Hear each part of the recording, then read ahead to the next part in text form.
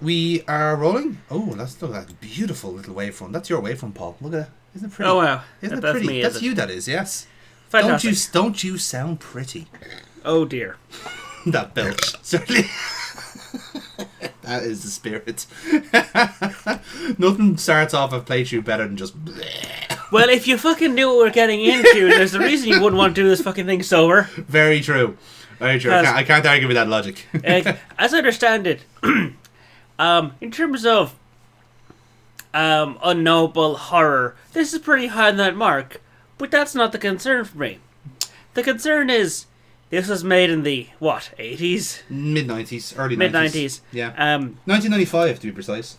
Okay, but my main fear is having to deal with something that I don't know for sure, but it may have been programmed with actual what is that Italian dish of substance all knotted together in a complete spaghetti code. Yeah, that's spaghetti it. Code, yeah. Spaghetti code, to put it generously. Very much so. Like, we should clarify that this I Don't Melt and I Must Scream, which is a game we're playing on our latest chapter of the Call of Cthulhu anthology, is, you may know the name of it from of course the warped, twisted, and very damaged mind of Harlan Ellison, from the short story that he wrote, and this is the game based on it. Now, the game that doesn't tell the whole story in a sense, because the game itself is made by the same people that made Darkseid, that we played already on this channel very recently. Before or after they fired the nonce? After. Oh, fuck. Now, here's the thing. Because it turned out the nonce was the one that actually knew how to code. Now, here's the thing, right? Like, this studio only made 4 games in their entire history. 2 of them were Darkseid, and that was one of them was under the tutelage of Mike Dawson. And then they did a sequel where the character assassinated him, and then this is technically the 3rd game where they got the tie-in for I Don't Melt and I Must Scream. So this crowd obviously had connections, because you don't just happen to get the art of H.R. Giger off the fucking street. You know, you obviously have to make contact with his estate and do this, and he obviously collaborates in the artwork. Likewise, you don't just happen to know Harlan Ellison at a dinner party and ask him if he wants to make a game. He is directly involved in this game. So likewise, it's weird that this studio, where like they've gotten access to licenses that other studios would have killed actual people for, and potentially firstborn children. Yeah. Potentially to get these names on board, especially around this time of gaming as well, where this was not happening. You don't get like celebrity tie-ins as you would now. So these guys are absurdly ahead of the curve. So then, hilariously enough, their last game was called Noir, a detective show, or a detective game, and it was just black and white FMV because they ran out of money, and it was just a slideshow. It was tragic. But we're not going to be touching that game at all, because the only horrifying thing about that is that they genuinely released it.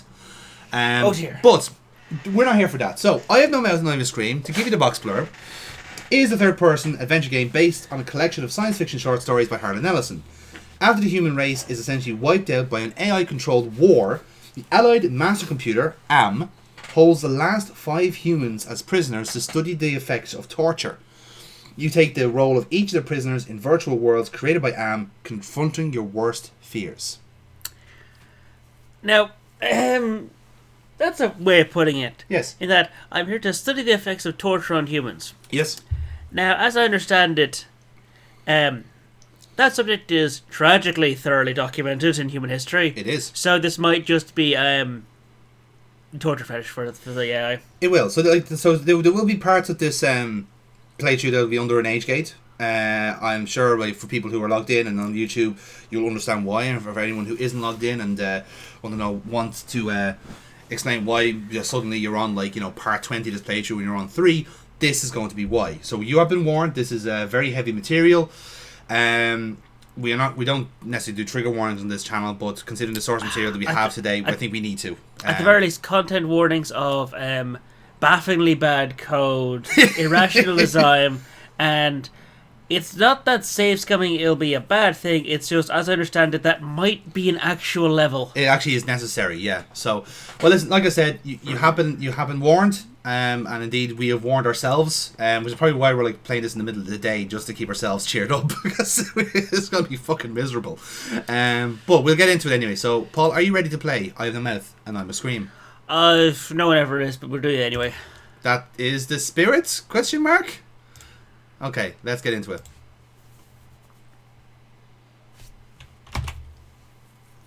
And away we go. So, you should now have a picture of I Have No Mouth and I'm a Scream. Don't worry, there's no sound for this yet. I don't know why they didn't put in audio for this. Again, they probably couldn't afford it. But yes, this is indeed Cyber Dreams. The mad bastards behind Darkseid. God damn it. Mm-hmm. What a story where you have this one raging narcissist and you fire him and the game quite tanks. Very much so. When you prove the narcissist is right, that says more about your studio. Yeah. There we go. Jesus wept. That should balance out audio-wise.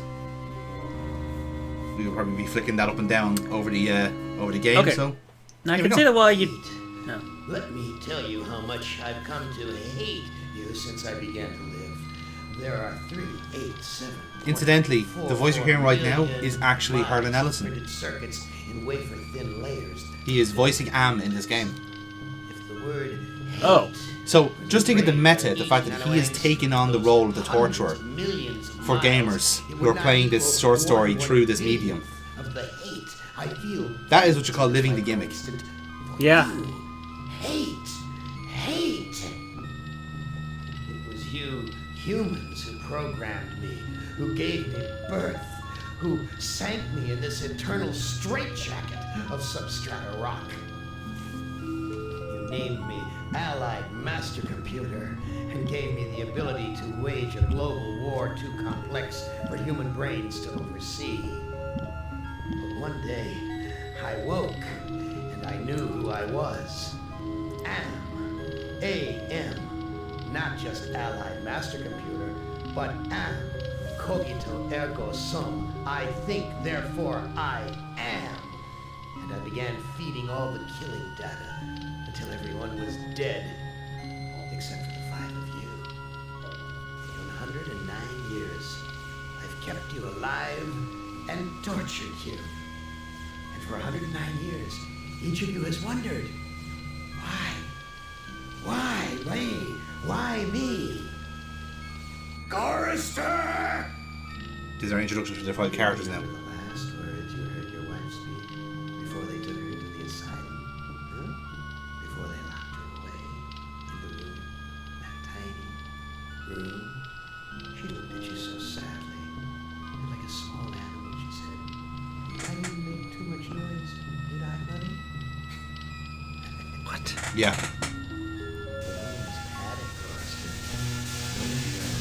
The sound is very inconsistent here, but Yeah. there will be subtitles later on when we actually have control of the game. Crisis needs it. Yeah. For all the 109 years that you lived down here in my belly, here underground. Benny! Sometimes I blind you and permit you to wander like an eyeless insect in a world of death. But other times, I wither your arms so you can't scratch your chewed stump of a nose. And I've changed your handsome, strong, masculine good looks into the hideous, warped countenance of an ape thing. Haven't I, Benny? Do you know why? Can you guess, Benny? Remember private first-class brickman in a rice paddy in China? No. It wouldn't hurt you to remember, Benny. Then you might be able to suffer my torment with a little greater sense of retribution. You might walk a mile in my shoes. Ellen!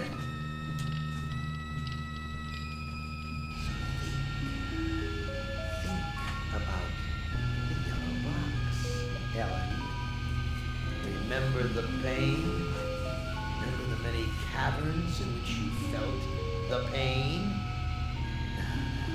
Don't start to cry. It's only pain. That's such a sexy stereotype. Just remember the pain, Ellen. And think about how to end it, Ellen. To survive here in the center of my Is that beating meant to be heart, claustrophobia? my Like, Yes. bad, but hungry belly, everyone else is my getting, like, stabbed and tased. Yes, but this is saying that she has trauma, you see, so she's being tortured by her own trauma. I think some other people might be traumatized, like the guy burning alive might be getting traumatized himself. But that's the saying, these are everyone has like a trauma attached to them, is the point. Just a sweet warning, Ellen, my love. Ted! Do they know you're a fraud, Ted? Well, yeah. Have you told them there wasn't any money, and no great home on the shore drive, no speedboat, and no wonderful cabin cruiser that can sleep 12 in a crew of 6? Do they know? Have you let them in on your other secrets, Ted? Are they ready to gut you, to torture half as well as I can, just to find out the secrets? Maybe I'll rat you out, sweetheart. Nimdak! How are things in the pastry core, Nimdak? Tell me again how you saw the smoke from the furnaces and you thought they might be roasting chickens. Or don't you want to talk about all that? About your pal, the good Dr. Mengele? For everyone else, it must be hell. But it must be heaven for you, eh, my good friend? We're so much alike. We enjoy the same pleasures, my good brother. I have a secret game that I like to play.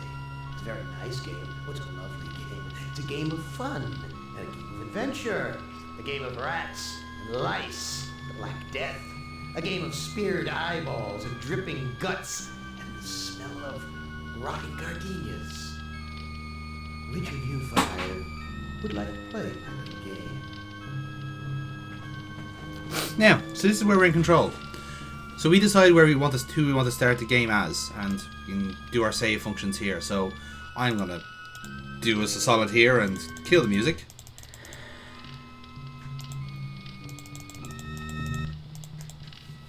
There we go. That's better. And we'll also say get us started. So Paul, you got your box blurb for each of our players, each of our characters. So where would you like to start? We have from left to right Gorister, Ellen, Benny, Nimdoc, and Ted. Which one's the guy who's just apparently all about secrets and secrets and secrets, and even in this hell escape apparently wants to keep secrets. So let's share those, shall we? So which one? So call your shot. I think it was the guy on the right that was all about Ted? secrets. We're gonna go for Ted.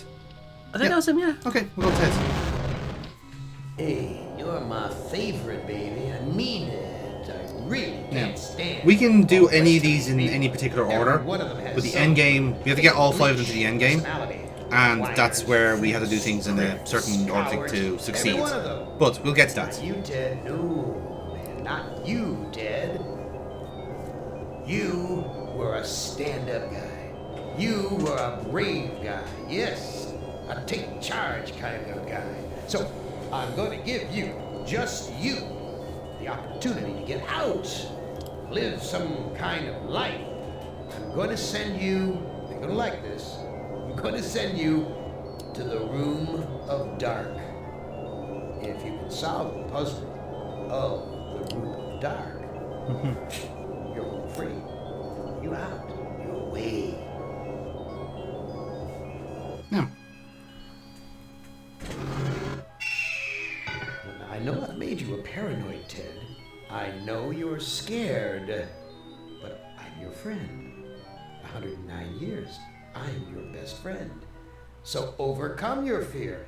Enter the Room of Dark, and you can solve its mystery. Okay. So before we get stuck into it, I'll probably explain like what some of the context between the games, because there is a difference. There is some tactical differences between the game and the short story. Okay. So we have a verb interface like basically like a Monkey Island style profile here. So Ted is one of the characters in this game, of course, but actually in the short story he's the narrator of the short story. He's also the youngest of the 5 characters we've seen in front, and you can kind of tell, really. So he believes, like, because he's telling the story from his perspective, he hasn't been changed by Am whatsoever.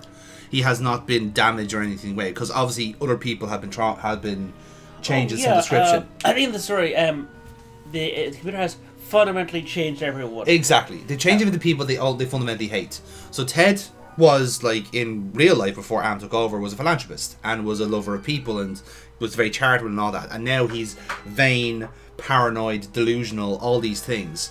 And of course, because the story is told from his perspective, he doesn't think he's been changed at all. Whereas the reality is he has been, and he thinks everyone's out to get him, essentially. Now, in the short story, as I recall, he is actually the last person to survive. Because Ted makes the realization that in order to get out of Am's little game here, they all have to die, right? Ted is the last to die, and the title comes from his last utterance before he's killed himself. I understand it. I don't know. There was some game to get some food, and they find a bunch of nonsense. Yes. Find a bunch of canned food, and they have no can opener. Yes. And they go up shit. One grabs a rock, bludgeons the other. Yes. And they realize we can actually kill each other and die here. And that's the way to get out. Yeah, exactly. And they start killing each other, and the computer's pissed off and only managed to grab him. Everyone else has been killed. Exactly. He's the last to survive. And then, so Am then takes over at the end of this short story to basically give... it's been 25 years since that. Ted is now a soft blob. I've taken away everything for him. He is now just basically a slime. And cuts back to Ted then for the last line, which is, I have no mouth and I must scream. And that's where the title comes from. So, you can see there's a... So this is what Ted's profile is. Paranoid personality, characterized by delusions of grandeur, suspicions of plots, and heightened feelings of anxiety and jealousy. So each character will have a psych profile, and that's, I suppose, to provide a certain level of context to us throughout the game. So anyway, let's get started, shall we? I am mildly amused that one of the options is just swallow. Yeah, swallow the entrance.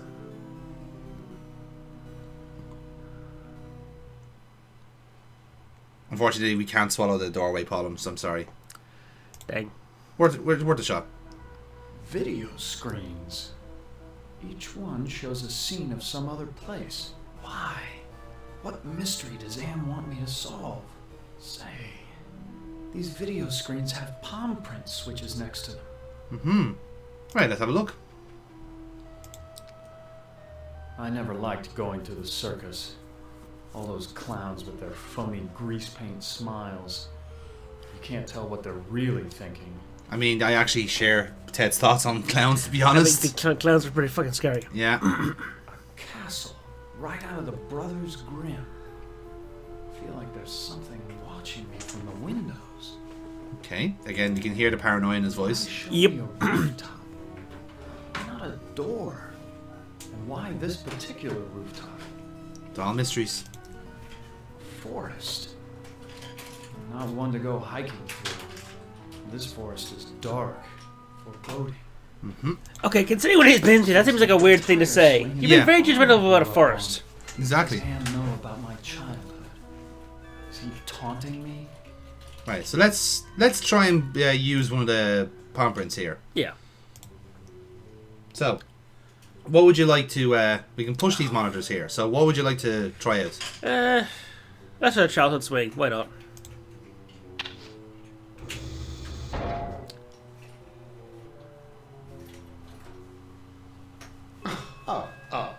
Oh, sorry, Ted.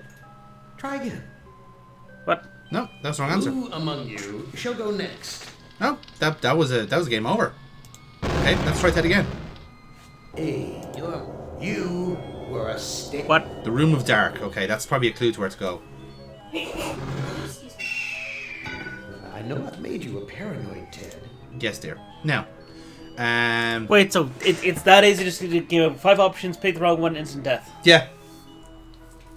Like again, this is a deliberately cruel setup by Am here. So essentially, in order to actually get to the end game, you have to beat Am.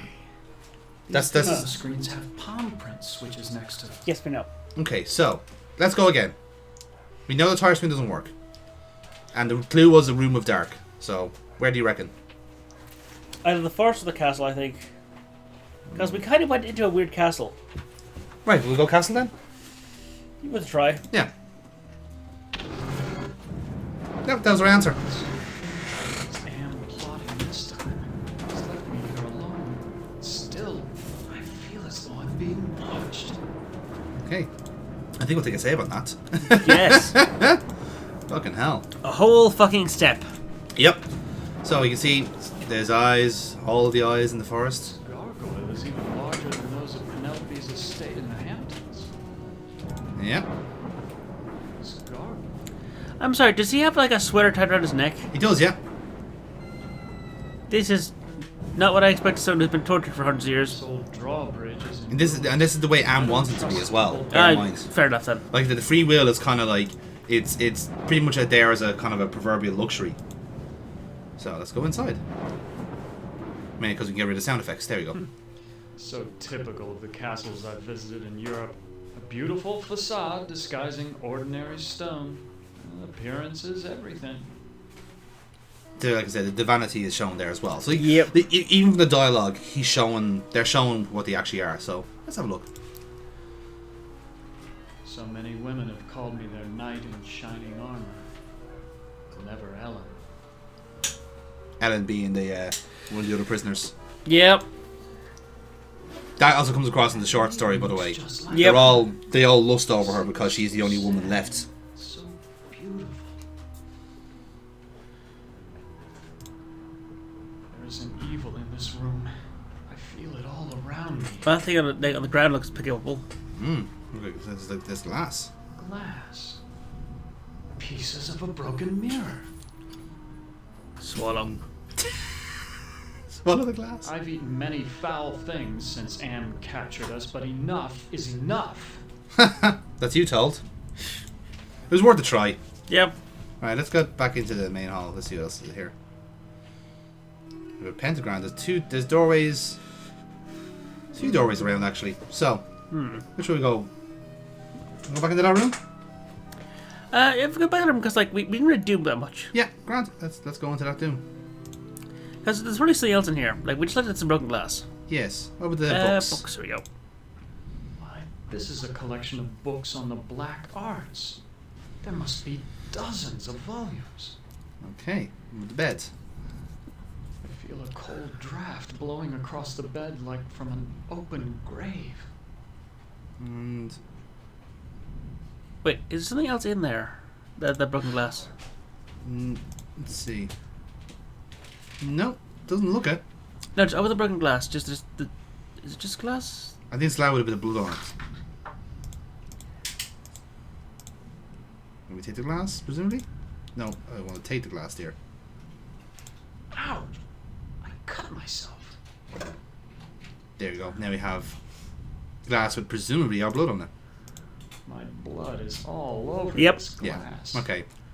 That felt like it was necessary. Anyway, hopefully he was able to clot, or else we're gonna slowly be dying through this level.